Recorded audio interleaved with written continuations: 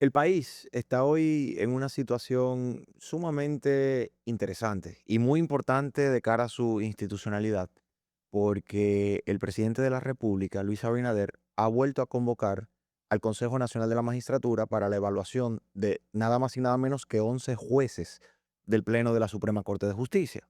Estamos hablando de más del 70% de la matrícula de jueces que integran el más alto tribunal de justicia de nuestro país, de las tres salas, de la primera, la segunda y la tercera, que son la civil, la penal, y la tercera, que es la contencioso administrativo de tierras y contencioso tributario Y y laboral. laboral, por Ujú. supuesto.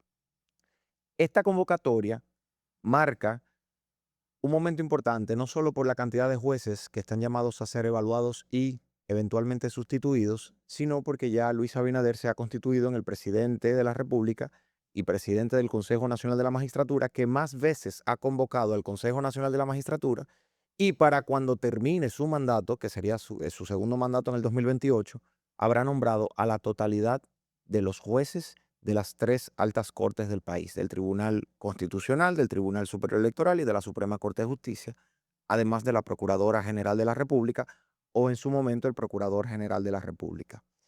Esto marca un hito desde el punto de vista de la institucionalidad, pero también hay que analizarlo desde el comportamiento que ha venido exhibiendo esta composición del Consejo Nacional de la Magistratura. Y lo digo a propósito del tema de la evaluación. Yo he sido muy crítico de que la evaluación de los jueces de la Suprema Corte de Justicia no ha cumplido con el propósito de lo que el artículo 181 de la Constitución establece, que es la evaluación. Y quizás aquí es donde podemos abrir el debate. Hay quienes dicen que la evaluación debería sincerizarse y hay quienes dicen que la evaluación debe mantener un rigor mínimo con el propósito de mantener la regla, que es la ratificación de los jueces y excepcionalmente sustituirlos. Creo que esto nos da un panorama sumamente interesante para nosotros analizar cuál ha sido ese comportamiento del Consejo Nacional de la Magistratura y particularmente del presidente Luis Abinader y la mayoría oficialista que está dentro de ese consejo, en virtud de las sustituciones, ratificaciones y designaciones que este consejo ha hecho a lo largo de estos ya 6 años desde el 2020 que asumió Luis Abinader. ¿Cuál sería para ustedes y para la gente que nos escucha esos primeros aspectos que deberíamos entender como sociedad, más que como abogados, de lo que está pasando actualmente con el Consejo Nacional de la Magistratura y de cara, sobre todo, a esta evaluación de 11 jueces de la Suprema, de los cuales ya hay 4 que han declinado a su evaluación? Yo creo que en primer lugar es sumamente interesante un dato que tú arrojaste ahí. Para cuando termine el periodo de gobierno 2028, el presidente Abinader habrá designado, porque vamos a estar claros, el Consejo Nacional de la Magistratura opera como un órgano que simplemente legitima la decisión del presidente de la República, donde él tiene mayoría. Está integrado, porque, ¿verdad? Quizás no todos quienes nos escuchan tienen el dominio. El Consejo Nacional de la Magistratura, que nombra a los jueces de las altas cortes, tiene 8 integrantes. Está el presidente de la República, el presidente del Senado, el presidente de la Cámara de Diputados, que son elegidos, ¿verdad?, por la alta dirección del partido de gobierno, aunque se supone que según la Constitución es elegido por el Pleno de cada Cámara, pero sabemos que en nuestro país las altas direcciones de los partidos simplemente bajan una línea y esos son los escogidos. Entonces ahí digamos que el PRM, el presidente Abinader y el PRM tienen ahí 3 votos seguros de 8. Y entonces además completan la matrícula el presidente del Tribunal Constitucional, que fue designado por ese propio Consejo Nacional de la Magistratura, era una Bueno, persona pero eso es novedoso, hay que decirlo que eso es a partir del 2024. Es decir, que correcta. previo a la modificación constitucional, que la mayoría de la gente no recuerda que hubo una modificación constitucional justo después de la reelección del presidente Abinader, porque algunos la entenderán tan insignificante que las variaciones no repercutieron socialmente en beneficio de la gente. Y una de esas cosas fue, a la que en mi caso me opuse, y luego parte de la comunidad jurídica, después que vio que el palo estaba dado, también se opuso, Mm. pero una de ellas fue incluir al presidente del Tribunal Constitucional y sacar al Procurador General de la República.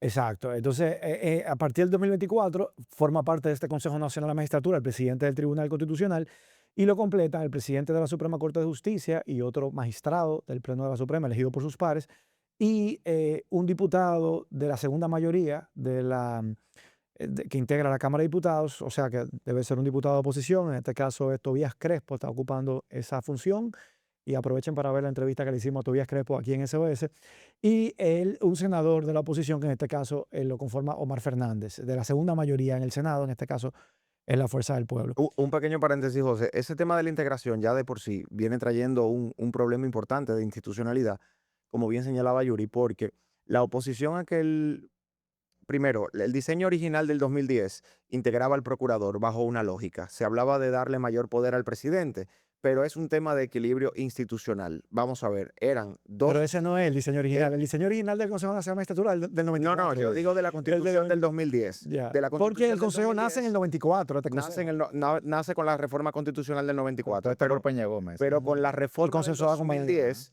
la integración quedó con el procurador sin el presidente del Tribunal Constitucional por una razón de equilibrio institucional. ¿Por qué? Desde el punto de vista no político, institucional, tú tienes 2 senadores, 2 diputados, ya tienes 4 miembros del Congreso, el Poder Legislativo. tienes 2 miembros del Poder Judicial, y lo lógico era que, siendo el procurador parte del entramado organizativo del Poder Ejecutivo, estuviese el presidente y el procurador con 2 miembros del Poder Ejecutivo. Era un tema de equilibrio institucional. Lo que viene a suceder es que la queja era que el procurador iba a votar siempre de manera favorable con el presidente, queja que no se tiene con el presidente de la Cámara o del Senado, que también votan a favor de lo que diga el presidente, pero se decía que se le daba demasiado poder al presidente de la República, incluyendo al procurador. ¿Qué está pasando hoy? Desde el punto de vista institucional, no político. Tú tienes al presidente del Tribunal Constitucional, creo que ya lo hemos hablado aquí, pero tú tienes a un presidente del Tribunal Constitucional tomando decisiones en un órgano de naturaleza política, en un órgano colegiado, decisiones y reglamentos que eventualmente pueden llegar a estar sometidos a la jurisdicción del propio Tribunal Constitucional. Así es. Y cualquiera diría, bueno, pero el presidente del Tribunal Constitucional solo tiene que inhibirse cuando llegue algo del Consejo de la Magistratura al Pleno. Pero caramba, estaríamos hablando de que el Pleno del Tribunal Constitucional podría eventualmente declarar inconstitucional un acto o un reglamento en el que participó el propio presidente de Presidente ese del tribunal. tribunal. Así es. Entonces, un acto que cuente con el consentimiento, la aprobación o el cotejo del presidente del Tribunal Constitucional que devenga en inconstitucional es una ironía de lo No, más yo no, ya no le profundo. diría ironía, yo le diría que sería un O sea, bochorno. O sea, es un sería un bochorno, es una bochorno. ironía de lo más profundo de la falta de institucionalidad que tenemos en el país, y por demás estaría decir que la influencia del presidente del Tribunal Constitucional en una decisión que sea sometida al control concentrado o luego por el control difuso, como fuere, evidentemente puede generar una distorsión en la decisión de ese máximo órgano de control. Entonces, creo que es un diseño completamente incorrecto, porque, a mi juicio, ningún juez del Tribunal Constitucional, máxime su presidente, debería formar parte de ningún órgano público que no sea solamente el Tribunal Yo estoy de Constitucional. acuerdo, me parece un error haberlo incluido, y además, sobre todo, me parece un tigueraje del presidente Luis Abinader, porque el presidente Abinader criticó mucho la reforma del 2010, yo me sumé a esas críticas en su momento, cuando se incorporó al Procurador General de la República. Tú le explicaste la lógica que tiene detrás. Desde mi punto de vista, el Consejo funcionaba mejor con 7 miembros, encabezado por el presidente de la República y sin la presencia del Procurador General de la República, como se diseñó en el año 1994. Porque, primero, ese tipo de órgano colegiado normalmente se procura, fíjate que todos los tribunales siempre tienen una numeración impar, Sí. para tratar de evitar que haya un voto de empate, porque cuando tú lo conviertes en un de 8, si hay un empate 4-4, Otro presidente el vale voto doble. del presidente, eso fue una manera de darle un voto adicional al presidente de la República, incluyendo a un subalterno, digamos, jerárquico, porque era en ese momento nombrado por el presidente de la República, y que entonces le aseguraba el empate y el voto de desempate. Para mí, lo critiqué en el 2010, pero tanto, igual o más critico la solución que le buscó Abinader, porque digo que fue un tigueraje, porque, ok, tú sacas al procurador, que había sido algo criticado, pero entonces, para incluir al presidente del Tribunal Constitucional, que en este caso y durante el resto de su mandato iba a ser alguien afín a sus intereses y que de alguna manera, si no es un subalterno directo, porque no es designado mediante decreto por él, pero él fue que lo nombró, por lo tanto va a responder a su línea mientras le quede su ejercicio de gobierno, y generando esta distorsión que tú acabas de describir y que comparto, Francisco. El presidente del Tribunal Constitucional no le luce estar ahí. Es un órgano extrapoder que incluso vigila y supervisa y fiscaliza la constitucionalidad de las decisiones que adopte ese órgano, que es el Consejo Nacional de la Magistratura. Por lo cual estoy de acuerdo que el mantenerlo en 8 lo critico, y entonces reemplazarlo por uno que no le corresponde ese rol porque desnaturaliza, porque genera una un problema de parcialidad a la hora de tener que fiscalizar sobre la constitucionalidad de los actos que de ahí emanen. En fin, yo creo que fue también un retroceso y un error. Em, pero bueno, estábamos explicando la integración de este órgano y decíamos cómo el presidente de la República tiene clara mayoría. Y yo llamaba la atención sobre el hecho de que no lo había analizado de esa manera. Wow, que un ejercicio de 4 años en la presidencia de la República, tú termines designando a los 11 jueces del Tribunal Constitucional, 11 o 13, 13, perdón, 13, a los 13 jueces, yo mismo de una vez que hay en cuenta que son 13 jueces del Tribunal Constitucional, a los 17 de la Suprema Corte de Justicia, a los 5 del Tribunal Superior Electoral. Wow. Yo pienso que eso también se tiene que revisar en el diseño que tenemos para que de alguna manera esos órganos, los periodos en los que toca la renovación, permita que tenga una integración miscelánea o mixta, que hayan llegado en etapas donde el poder político ha ido Es cambiando. que se Y diseñó s- de forma escalonada. Lo que pasa correcto. es que eso no fue una decisión tampoco de Abinader. Simplemente los tiempos coincidieron porque él logró reelegirse. Si él no hubiese logrado sí, reelegirse en el 24, no hubiese sido sí, así. pero por ejemplo, el presidente que sea electo en el año 2028, si logra reelegirse, también en 8 años terminará nombrando al 100% de la matrícula de todos los jueces de las altas cortes. Si el diseño permite eso, yo pienso que tocaría pensar a futuro un diseño que permita una integración escalonada donde no todas las altas cortes sean de manera simultánea, hechura de un solo liderazgo Ujú. político. Lo que pasa es que solamente el Tribunal Constitucional fue diseñado para tener una sustitución escalonada de sus miembros. Por eso, cuando se promulgó la Constitución del 2010, hubo miembros por 5 Sí, años, correcto, de hubo acuerdo. miembros por 9 años y hubo miembros por 12 años Sí. Ujú. para generar esa Elección cascada escalonada. Sí, lo que o esa forma escalonada. Pero ¿qué pasa? Ya luego de la salida de los jueces que desempeñaron las funciones por 12 años, todos son designados por 9 años. Eso es un tema. Entonces, los ujú. periodos de gobierno son de 4. Cuando tú tienes 2 periodos de gobierno consecutivos, son 8. Es muy difícil que durante tu periodo de gobierno no caiga casi la totalidad de los jueces del Tribunal Constitucional. En el caso del Tribunal Superior Electoral, nada más están por 5 años. Entonces, ahí tú tienes un Sí, problema. ahí sí Y en el caso de la Suprema, son 7. no fue diseñado de manera escalonado, son cada 7 años, o sea, te pasa solamente un periodo de gobierno y siempre te cae dentro del siguiente. eh, Pueden repetir en el caso de que aprueben la evaluación entre comillas, de eso hablaremos ahora, pero tampoco fue diseñado de una manera escalonada, de modo que tú tendrías que apostar o promover un mandato o una permanencia en el cargo superior a los 9, 10, 11 años para poder O generar no, eso que o tú que de estás diciendo. escalonamiento, en lugar de cada 3 años, hubiera sido cada 4 años No, de no, pero diferencia. bueno, para hacerlo de ahora en O, adelante, lo que o dice 5. Francisco es que habría que extender esa permanencia como ocurrió en el año 2010, cuando los congresistas, a partir de la modificación constitucional, duraron del 10 al 16, 6 años 6 para años. poder combinar las Unificar las elecciones o elecciones. unificar las elecciones. Entonces, habría tal vez que hacer algo similar con algunos jueces de los que van a entrar ahora, que duren más de los 7 años en la Si Suprema Corte queremos de eso, Justicia, si si queremos queremos que eso sea lo que tribunales. ocurra. Yo estoy de acuerdo. Ahora, en un país con institucionalidad, debería existir el temor de que un solo Consejo Nacional de la Magistratura varíe todas las altas cortes, porque la pregunta es la siguiente, tú decías, bueno, vamos a evaluar ahora, evaluar entre comillas, como tú muy bien decías, más del 70% de la matrícula de la Suprema Corte de Justicia. Ujú. Ahora, la pregunta es, de los que evaluaron previamente en el Tribunal Superior Electoral y en el Tribunal Constitucional, ¿cuáles le han sobrevivido a la gestión de Abinader? Los del Constitucional Porque, no se evalúan. ok, En 9 años bien, ya. correcto. Solamente los de la Suprema Correcto, Confederación Sí. por el 181. cumplimiento de su mandato, de Sí, acuerdo. correcto, correcto. Pero en el caso, y a mí me sorprende mucho que cuando quiero hablar sobre la evaluación, en el caso de que 4 magistrados, incluyendo el magistrado presidente de la Suprema Corte de Justicia, y el perfil de los magistrados que han decidido no acudir a esta evaluación, yo creo que es una protesta silenciosa por parte de los jueces. Diste en el clavo. Es una protesta a la ausencia de institucionalidad de la justicia en la República Dominicana. Los propios jueces no confían en el Consejo Nacional de la Magistratura. Eso es lo que está ocurriendo. Los jueces de este país han decidido no exponerse ante la vergüenza que le puede generar una supuesta evaluación, que no es más que una pantomima, un ejercicio mimético por parte del Consejo Nacional de la Magistratura, y han decidido salir de sus cargos con dignidad.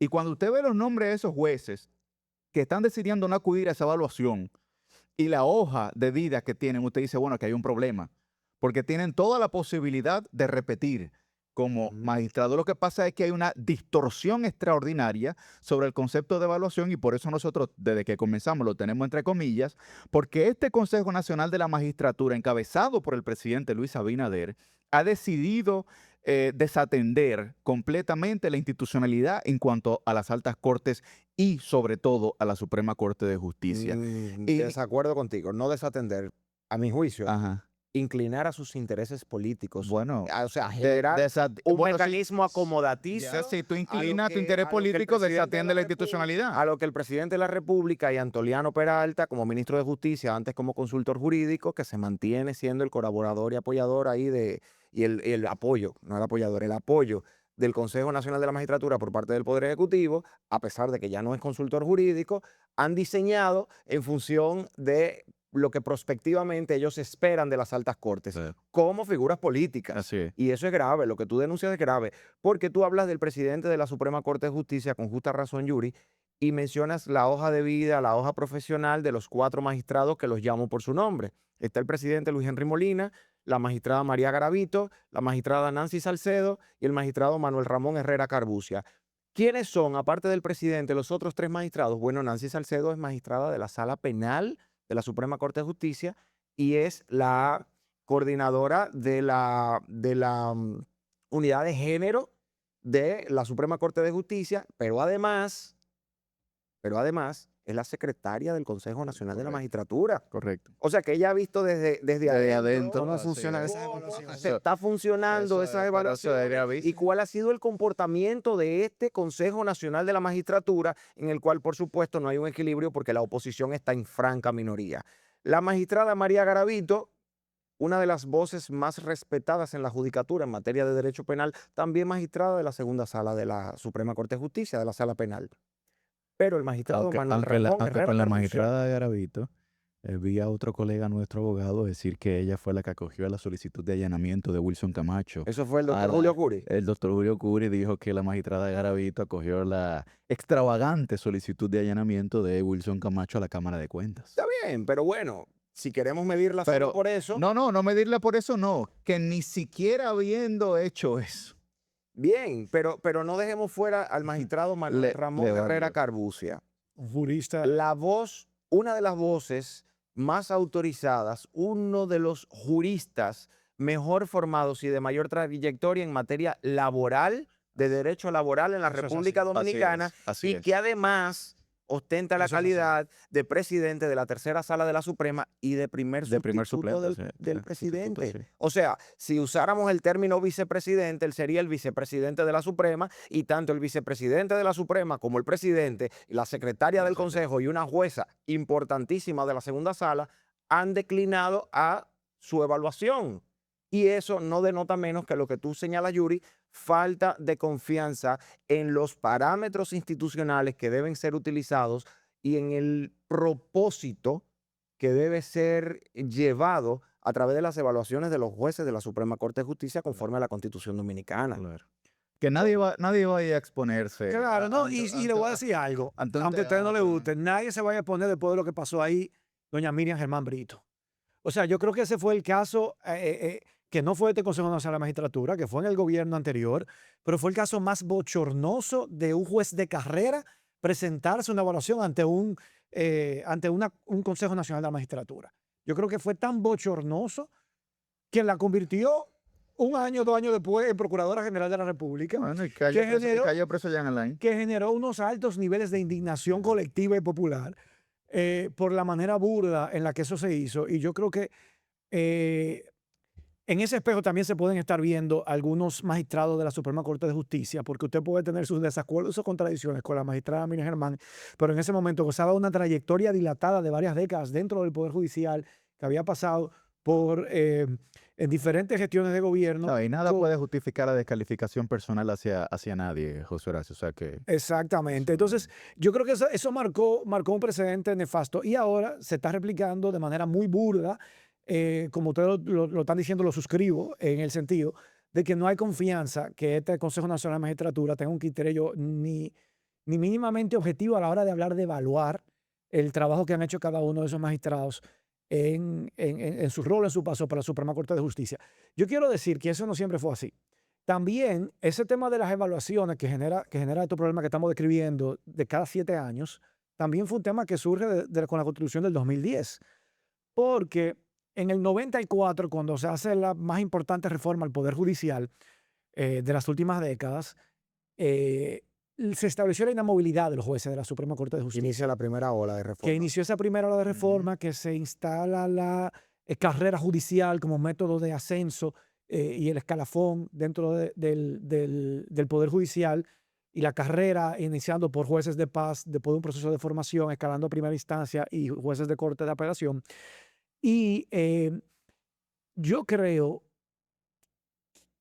que llegará el momento, si no ahora más adelante, de evaluar el mejor modelo, porque en el 94 se estableció la inamovilidad hasta la edad de retiro obligatorio de los 75 años. Ujú. Y eso permitía eso que estábamos hablando ahorita. Miren, por ejemplo, el ejemplo de la Suprema Corte de Justicia de los Estados Unidos. Yo sé que son realidades distintas, pero no vale mal hacer la equiparación. Hasta hace poco me parece que todavía habían jueces nombrados por Bill Clinton, que salió de la presidencia en el año 2000. Son vitalicios. Exacto. Y ahí tú tienes jueces que fueron nombrados por George Bush, por Barack Obama, por Joe Biden y por el actual presidente Donald Trump. Eso te permite tener una Suprema integrada por una diversidad de actores que representan, digamos, también que una diversidad de posicionamientos, de liderazgo, de Criterio visión, de ideológico criterio inclusive, ideológico, claro. y les obliga a elegir a alguien que de alguna manera tenga una legitimidad y una visión de que pueda perdurar en el tiempo. No estoy diciendo que nosotros tenemos que copiar ese modelo, pero sí me parece eso rico. Por eso lo conecto con lo que estábamos discutiendo al inicio,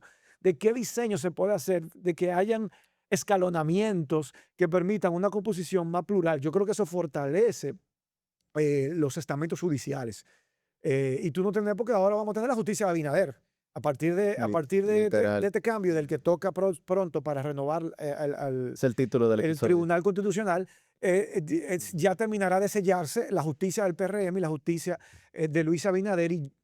Aquí la justicia no debe tener nombre de ningún partido ni de ningún presidente. Así es. Y si la composición que tiene el resultado del producto de los diferentes liderazgos que han pasado y que han construido mayoría a lo largo de de la última década, yo creo que eso sería quizá mayores niveles ofrecería Bueno, mayores sí, niveles de garantía, y una de equilibrio, por lo bueno, pero menos. y la especulación, para que ese sea el título del episodio, de que una de las personas que más suena para ocupar la presidencia de la Suprema Corte de Justicia sea alguien muy vinculado, inclusive en términos de cercanía, con... Bueno, se habla de sí. Fernando Langa y se habla también del magistrado presidente del Tribunal Superior Electoral, Ignacio Camacho, entre otros nombres que resuenan. Pero Langa era de Langa y Abinader de Langa y asociado. Abinader, Ok. sí, claro, de la oficina de Fernando Langa y de Rita Abinader. Pero José, quiero detenerme un segundo en lo que tú planteas, porque me gustaría ser cuidadoso en el abordaje que tú haces. ¿En qué sentido? Para el año 2020-21, Eduardo Jorge Prats, nuestro querido profesor, escribió un artículo y lo publicó, y el profesor Naces Perdomo lo reprodujo y lo comentó y lo suscribió también, sobre la naturaleza política del Consejo Nacional de la Magistratura, sobre la naturaleza política de las decisiones del Consejo Nacional de la Magistratura y sobre la naturaleza política de los jueces que integran las altas cortes del país. Son jueces políticos Sí. que son designados mediante decisiones políticas por un órgano político. Claro. Y hablamos de política, no de política partidaria, hablamos de política en el sentido amplio de la palabra. Aristotélico. Ahora bien, ¿qué pasa aquí? Es cierto que esas designaciones tienen una naturaleza política y no está mal que quienes tienen la mayoría en el Consejo Nacional de la Magistratura designen a aquellos jueces con los que sienten que se va a tomar una buena decisión por la razón que sea. Y el margen de apreciación, el margen de motivación y justificación de esas designaciones es muy mínimo porque son decisiones políticas.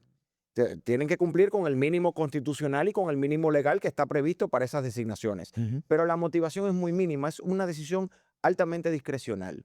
Ahora bien, tan político es el Consejo, es su decisión de designar y es el juez que designan, en una alta corte, como política fue la decisión de incluir el artículo 181 en la Constitución sobre las evaluaciones de los jueces. Claro. Y ese artículo 181 no es una norma referencial, no es una norma aspiracional, es Ni una exhortativa, ¿no? disposición constitucional que marca una pauta específica estableciendo como regla la permanencia de los jueces de la Suprema tras su evaluación y que la separación de esos jueces tras la evaluación solo será cuando haya Pero justificaciones eso que no es lo lo que está, acrediten.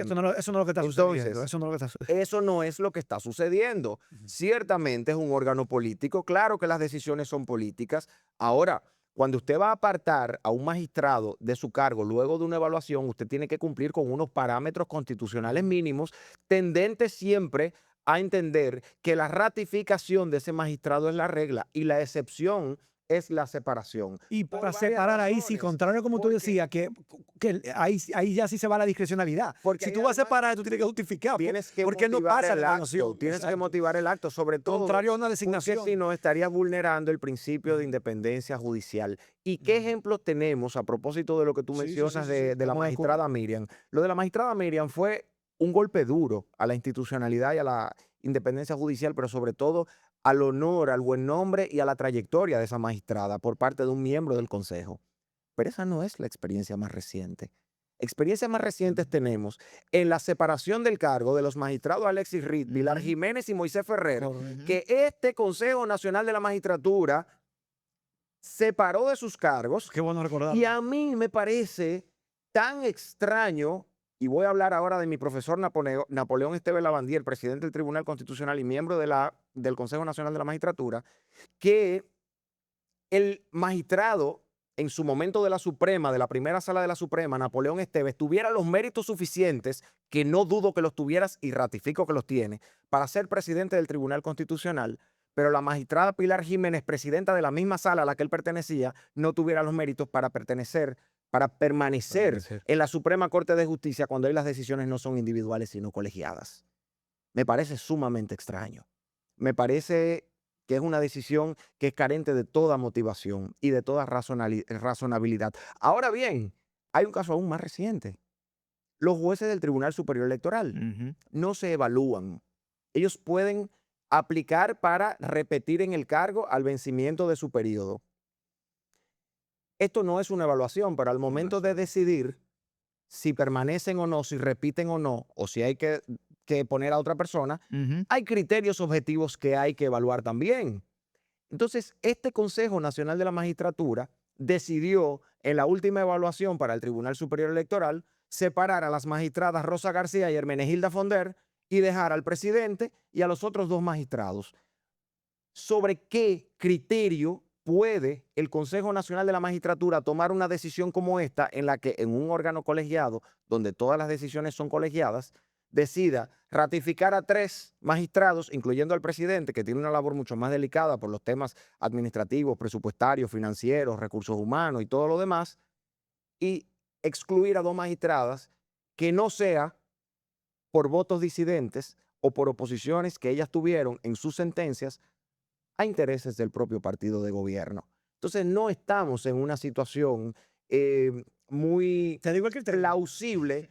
No estamos en una situación. dile No, el criterio, dile el no, pero te lo criterio. acabo de decir. Dígatelo, A no acabo de- ser que Ah, sea no, por eso. porque lo que dicen es, lo que dicen por ahí, que ese presidente del Tribunal Superior Electoral, que fue ratificado en la posición, no toma ninguna decisión sin antes llamar al presidente Abinader y conocer su parecer. Ah, bueno. Parece que ese es el criterio. Ya, bueno. Bueno, Antes de tener el visto bueno, antes de emitir cualquier sentencia. Eso es lo que dicen la mala lengua. pues por lo entonces la existencia de tu partido y de Con la muchos fuerza de otros, la existencia de tu partido y de muchos otros dependerá de lo que quiere el presidente menos. Luis Abinader. No de lo Habrá que diga la Constitución, habrá que la ver- ley de la República, habrá el que buen ver- derecho, Habrá que ver, sino de lo que opine el presidente habrá que Abinader. ver qué trato el presidente Abinader le va a querer dar a sus partidos aliados pequeños que podrían desaparecer con una decisión del TCE. Pero bueno, esa es la situación en la que tenemos. No es ¿Tú nada sabes, plausible. ¿Tú sabes de qué trato? Ahora que tú dices eso. ¿Qué trato? Está sencillo. Por eso van a entrar a la comisión ejecutiva del PRM. ¿A quién? Ah, sí. A los presidentes de los aliados. partidos aliados lo van a entrar en la De los- comisión ejecutiva del sí. PRM para desaparecerle los partidos. Ujú. Incluyendo a Zorrillo Zuna. Ah, no, ese se queda fuera. Pero, piénsalo, no que te, son ministros. pero piénsalo, ¿no te hace Él sentido? no puso, ¿Eh? A los que son ministros. él no puso Pero al no te hace presidente a sentido. prometerle eso también. ¿Te hace sentido? Sí, De Esa que- es la decisión. espérate. bueno, Yo sé que ese eso, no es eso teoría, es, ¿no? bueno, pero eso es, ahora que José Horacio dice eso, yo estoy conectando puntos. Claro. Puede ser un Ese criterio no es el tema, pero especulativo. lo quiero decir porque lo estamos Pero tratando. sí, el Tribunal Superior Electoral va a tomar esa decisión y están incluyendo, porque uno se La tiene que- única manera uno de se tiene hacer que hacer eso la pregunta. es violando vulgarmente el orden constitucional existente en la República Dominicana. El Tribunal Constitucional de la República, cuyos precedentes son vinculantes a todos los poderes públicos, ya habló al respecto. Nadie puede opinar al contrario, solamente el propio Tribunal Constitucional puede modificar su criterio, el cual, si lo modifica, aplicaría para el porvenir, es decir, para las elecciones después del 2028. Estamos Correcto. hablando ahora mismo sobre el tema de la preservación de la personería jurídica de los partidos políticos en base a la ley de partidos políticos 33-18. Existe un precedente del Tribunal Constitucional que dice que los partidos políticos que hayan alcanzado representación congresual o municipal aún no hubieran alcanzado el 1%, que aquí no se sabe cómo se mide el 1% porque en cada elección lo cambian. Porque aquí hay 5 o 6 niveles de elección. Entonces, aquí hay nivel de diputados, nivel de senadores, nivel de regidores, nivel municipal, nivel presidencial. A veces- Entonces, cada uno de los niveles, por el medio de todos los niveles. Tribunal Superior En las elecciones de Administrativo- mayo, en las No, elecciones de febrero, la interpretación cambia para cada En la quien. del 2020, el Tribunal Superior Administrativo lo que hizo fue que varió una propia sentencia de ellos mismos, hizo un promedio y le dio el 5% al PRD. Bueno, el lo PRD cambian, tuvieron que darle el dinero. quien quieran favorecer. Ahora, Claro. lo que el Tribunal Constitucional diga, Y a la la fuerza Constitución del es muy pueblo clara, es vinculante a todos los poderes públicos.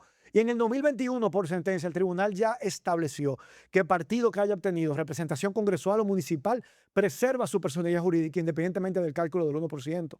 Modificar retroactivamente eso es decir que aquí no hay Estado de Derecho en la República Dominicana.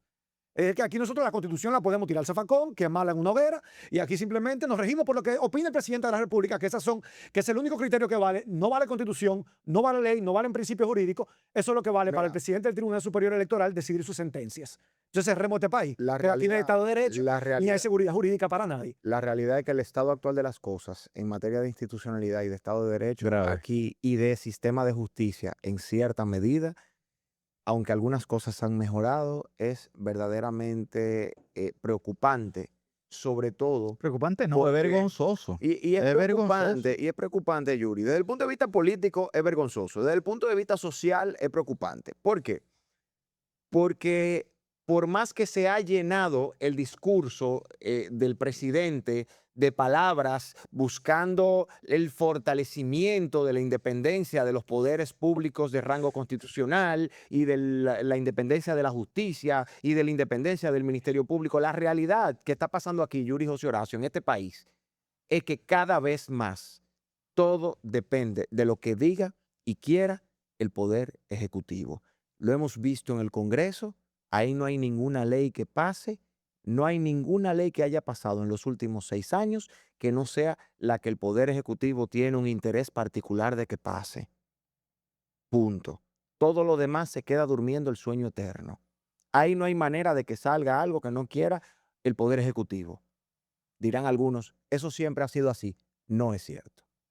Porque aquí hay legisladores que han estado en oposición y han logrado posicionar temas y leyes que no son cómodas para el Poder Ejecutivo y que han tenido que pasar por presión social o por arreglos políticos o por estrategia legislativa. Si le queremos llamar estrategia legislativa a eso, porque existe.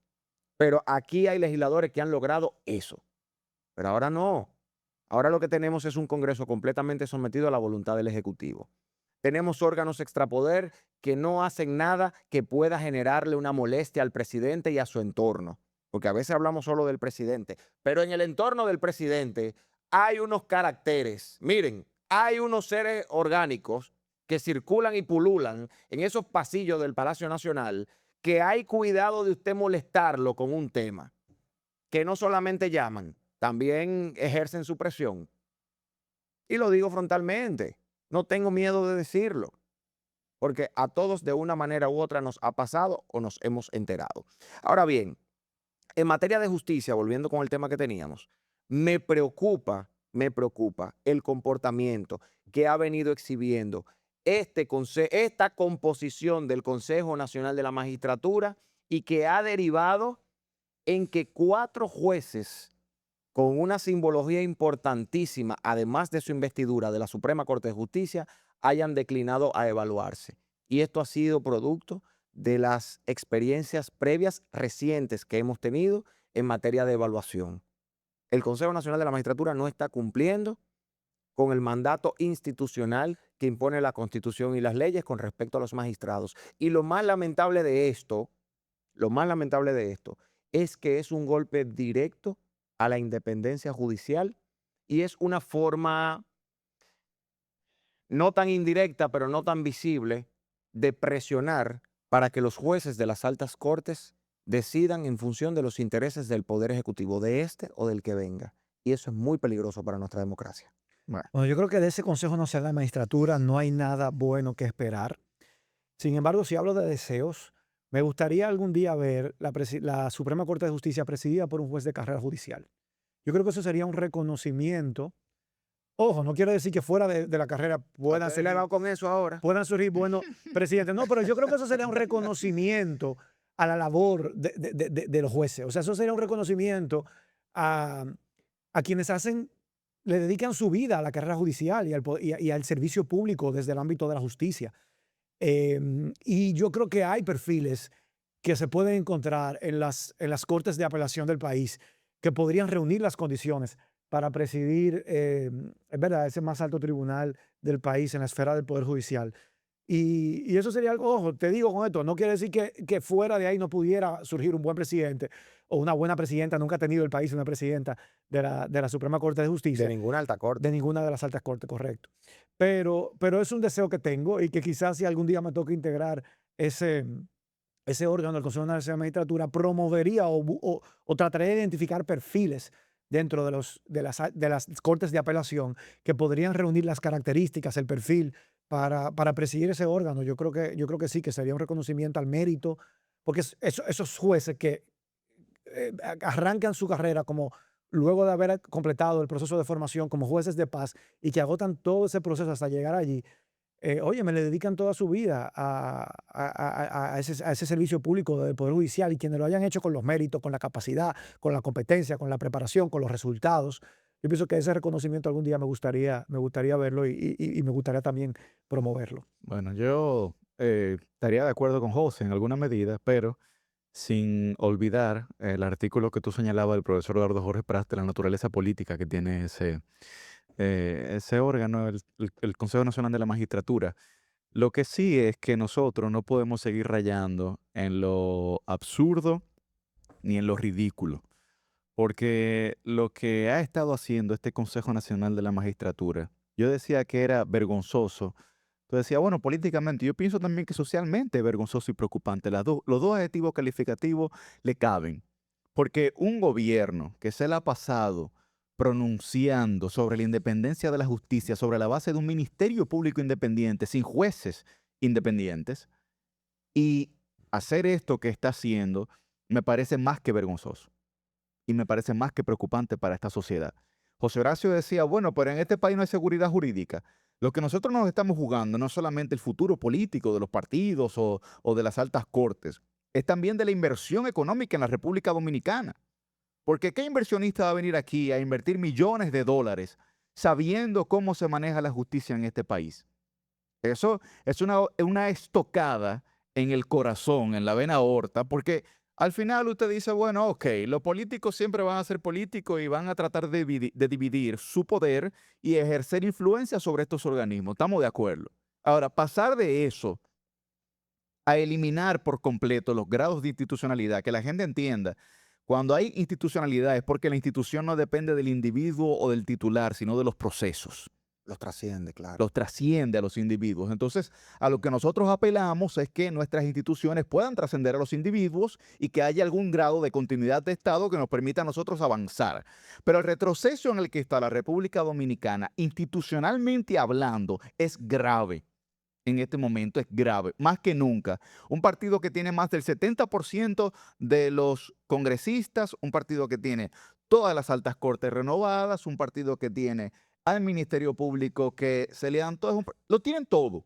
Y su cámara de cuentas. Y su cámara de cuentas también. De su peculio, de su propiedad. Entonces, de ellos. Entonces tú dices, pero van acá, el país no puede avanzar cuando tú tienes absolutamente todo. Era algo nunca antes visto. Ni siquiera en los años de más poderío político del Partido de la Liberación Dominicana nosotros vimos algo como eso. Y miren ahora, entonces, cuando tienen la oportunidad, para atrás. Mira, hay un tema que se nos queda, Yuri, muy brevemente, y es el tema económico, el tema presupuestario, que eso también hay que verlo. Y esto va más allá de cualquier juez que esté hoy, cualquier juez que estuvo ayer, cualquier juez que esté mañana. La dinámica de sustitución de jueces cada 9 años en el TC, en el Tribunal Constitucional, cada 7 años en la Suprema Corte de Justicia y cada 5 años, 4 o 5 años en el Tribunal Superior Electoral, ¿ustedes saben cómo está cargando el presupuesto? Eso significa que cada 5, 7 y 9 años Pensiones. están saliendo pensiones de aproximadamente 400, 500, 600 mil pesos vitalicios para cada uno de los jueces salientes, Eso es así, ¿cómo funciona? que nadie está Claro. cuestionando que se lo merezcan. Claro. Estamos cuestionando el diseño del sistema. Oh, pues tú sabes, de ahí ya Entonces, saliste esas tres ¿Y quién paga y cómo se instituciones, financian ese? cada institución paga las pensiones correspondientes porque tiene Así de su su presupuesto. régimen, claro. Entonces, tú Por un tienes, periodo de 7 años. por ejemplo, ahora 11 jueces. No, vitalicio, después que Supón- saliste ya. Ah, exacto, tú duras Bueno, 7 años, exactamente. Suponte tú que ahora salen los 11 jueces. Pues como viene este consejo, salieron los 11 jueces, que con lo que no estaría de acuerdo para nada. Esos 11 jueces van a tener su salario de la Suprema como pensión, más los 3 que salieron que tienen su salario de la Suprema como pensión, más los 16 que entren van a tener su salario de la Suprema como salario de profesional activo, de servidor público activo. Entonces tú estás cargando el presupuesto, lo mismo pasa en el Tribunal Constitucional, lo mismo pasa en el Tribunal Superior Electoral. Yo pienso incluso que los salarios de esos jueces de las altas cortes debería ser hasta más alto, hasta más alto, hasta más alto podría ser. Ahora, eso yo no lo cuestiono. El diseño que tenemos actualmente está generando una sobrecarga presupuestaria en función de jubilaciones, pensiones y salarios que no va a ser, no va a dar un número Pero bonito lo dentro pensionan de con el pocos 100% años. de su salario. Wow. Hay que ver los regímenes particulares, pero es prácticamente con el 100%. Por eso súmale que un juez de una alta corte que salga, tú tienes que dejarle seguridad, porque tomó decisiones importantes. Pueden ser objeto de cualquier situación. Por lo menos por un tiempo determinado. Y Por lo cotizan menos para esa por un pensión, o sea, le tiempo. descuentan de su salario para financiar esa pensión. Yo no sé si podemos entrar en todos esos detalles ahora aquí, pero Seguro que pero no no te te interesa. interesa. Si en 7 años uno va a Entonces, cotizar. en términos globales, eso es lo que pasa. Entonces, Entendido. sobre todo, si tú tomas en consideración que se están nombrando jueces con algún nivel de juventud en estos tribunales, que salen con todo el brío, con toda la capacidad de trabajo, Claro. aún habiendo sido jueces supremos o jueces del Tribunal Constitucional o del Tribunal Superior Electoral. Entonces, es una carga importante que calculada a lo largo del tiempo, pues le va a generar un hoyo, un déficit importante a estas instituciones, algo que también debería ser tomado en cuenta. José, no me opongo a que la Suprema Corte de Justicia y el Consejo del Poder Judicial sean presididos por un juez de carrera. De hecho, he tenido la oportunidad de conocer jueces de carrera con un conocimiento, una trayectoria, una capacidad impresionante. Creo que puede ser, la ley no lo prohíbe, tampoco lo promueve, pero me parece que hay que hacer un ejercicio de ponderación sobre los pros y los contras en términos prácticos de lo que esto implicaría, y creo que un precedente reciente que podríamos ver es el nombramiento de la magistrada Jenny Berenice Reynoso, que es la primera fiscal de carrera que fue designada como Procuradora General de la República. ¿Cómo ha sido cómo ha sido el balance de su gestión? Ella, por ser, o sea, los elementos que tienen que ver con el hecho de ella ser eh, una fiscal de carrera que ocupa la máxima posición de gerencia en esa institución. Puede ser interesante, mencionamos apenas 2 nombres, sé que hay otros nombres que se están barajando para la presidencia de la Suprema, pero lo que sí quiero dejar en la mesa y en la mente de todos es que quien venga como presidente de la Suprema tiene que continuar la labor de transformación digital que se ha iniciado Bueno, y sí. se ha llevado a cabo de manera muy correcta. Es uno de los legados que deja Luis Henry Molina Tiene, 100%. al frente tiene de la que Suprema seguir Corte de Justicia. trabajando en la reducción de la mora judicial que se ha hecho de manera muy correcta. Luis Henry, los jueces del Pleno de la Suprema y todo el cuerpo de servidores judiciales que se han empeñado en esto. Pero hay algunos desafíos que implican un poco la humanización de la justicia.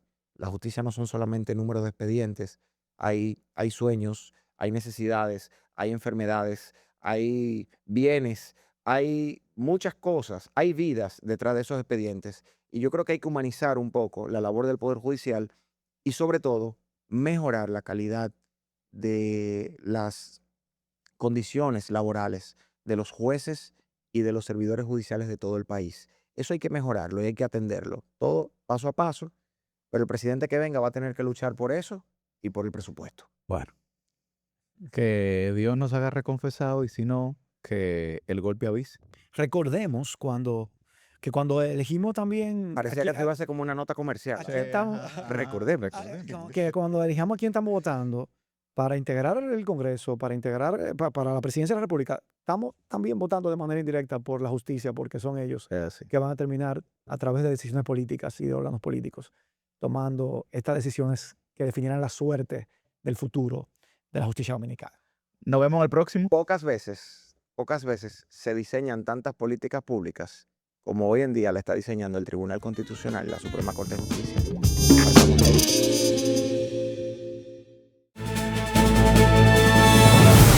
Señoras y señores, ya arranca la temporada más importante del año. Así es, el primer día de clases, nuestros chicos y chicas se ponen las pilas y se lanzan a un nuevo año. ¡Increíble! Nada detendrá a nuestros estudiantes. Todos juntos vamos a conquistar el regreso a clases. Sí, este será un año espectacular. ¡Vamos con todo! ¡No se rindan! Juntos llegaremos a la meta. Este 24 de agosto nos vemos todos en clase, más listos que nunca.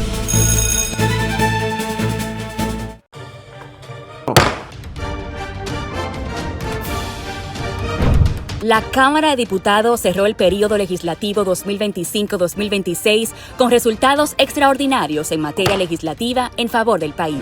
Durante este tiempo se celebraron 88 sesiones del Pleno y fueron aprobadas más de 1.000 iniciativas legislativas, fortaleciendo el marco jurídico de la República Dominicana. Para alcanzar estos resultados fue fundamental el trabajo de la Comisión Coordinadora, integrada por los voceros de los distintos partidos políticos, así como de las 71 comisiones permanentes, especiales y bicamerales que desarrollaron 1.194 actividades y más de 1.200 horas de trabajo.